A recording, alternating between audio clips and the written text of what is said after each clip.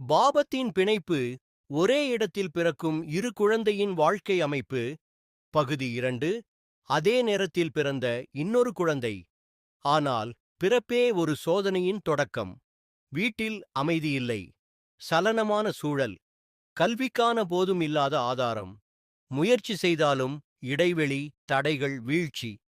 நண்பர்களும் கூட ஆதரிக்காத சூழ்நிலை. வேலை தேடினால் முடிவில்லா எதிர்ப்பு. திருமணம் என்றால் கால தாமதம். நிம்மதியில்லாத வாழ்க்கை அமையும். வாழ்க்கை ஒரு ஏறத்தாழ தண்டனை போல.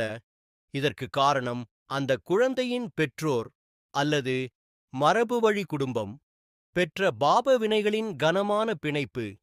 குழந்தை செய்யாத பாவத்தை அதனுடைய வாழ்க்கை அனுபவிக்கிறது, தீர்க்கிறது.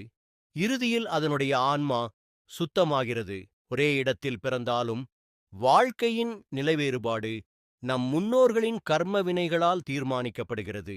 ஒருவன் புண்ணியத்தில் பிறக்கிறான், இன்னொருவன் பாபத்தை கழிக்கிறார்.